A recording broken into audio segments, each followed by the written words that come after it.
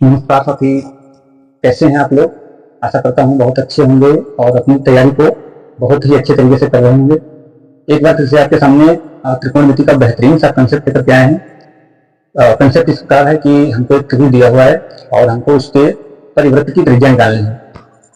मेरे भाई प्रश्न दिया है, एक त्रिभुज है जिसकी भुजाएं हैं 12 सेंटीमीटर, 5 सेंटीमीटर और 13 सेंटीमीटर, और इस त्रिभुज की अपन को परिवृत्त की त्रिज्या निकालनी है। तो भुजाएं क्या दी है, ए दी है 12 सेंटीमीटर और बी दी है 5 सेंटीमीटर और सी का मान दिया है 13 सेंटीमीटर।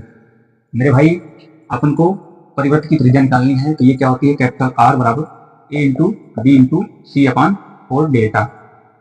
ये फार्मूला किसके लिए है, ये चाहे कोई भी त्रिभुज हो उसके लिए फार्मूला है आर बराबर ए इंटू बी इंटू सी अपान 4 डेल्टा। लेकिन मेरे भाई अगर यहाँ पर समकोण त्रिभुज बन रहा है या समबाहु त्रिभुज बन रहा है, उसके लिए हम आर का मान बहुत ही आसान तरीके से बहुत ही कम समय में कर सकते हैं।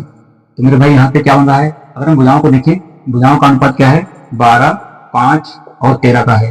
तो गौर से देखिए, ये जो भुजाएं बन रही हैं, ये त्रिभुज की भुजाएं हैं, ये समकोण त्रिभुज की भुजाएं हैं।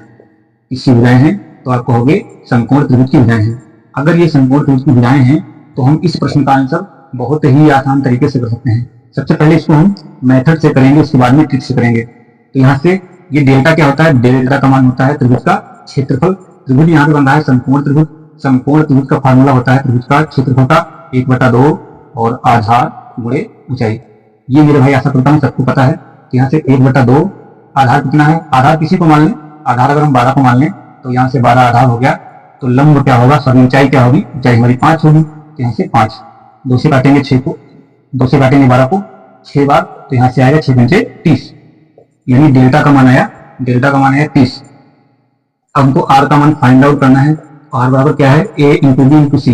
ए का मान दिया है 12 और बी का मान दिया है 5, सी का मान दिया है 13, और यहाँ से 4 डेल्टा का मान हमने फाइंड आउट किया है, कितना है 30 है। तो 5 से भाग करेंगे 30 को 6 बार, 6 से भाग करेंगे 12 को 2 बार, 2 से भाग करेंगे 4 को 2 बार, 2 से भाग करेंगे 13 को, तो ये आएगा 6.5। तो यहाँ से मेरे भाई आर का मान आया है 6.5। यहाँ से एक बात आपको ध्यान ये रखनी है, अगर मेरे भाई ये समकोण त्रिभुज बन रहा है, अगर ये समकोण त्रिभुज बन रहा है तो इस प्रश्न का आंसर हम केवल 2 सेकेंड्स में कर सकते हैं। वो कैसे करेंगे मेरे भाई, अगर ये समकोण त्रिभुज बन रहा है तो आर का जो मान होगा वो कर्ण का आधा होगा। क्या होगा मेरे भाई, कर्ण का आधा होगा। तो यहाँ से कर्ण का मान दिया है 13, तो 13 का आधा कितना होगा 6.5। तो यहाँ से भी सेम आंसर आ रहा है। लेकिन ये मेरे भाई कब अप्लाई होगा, जब एक त्रिभुज बनेगा समकोण। क्या बनेगा, जब त्रिभुज बनेगा समकोण, तब आर का मान क्या होगा, कर्ण का आधा। तो कर्ण यहाँ पर है 13, तो इसका आधा कितना होगा 6.5। तो ऑप्शन नंबर बी हमारा बिल्कुल सही जवाब हो जाएगा।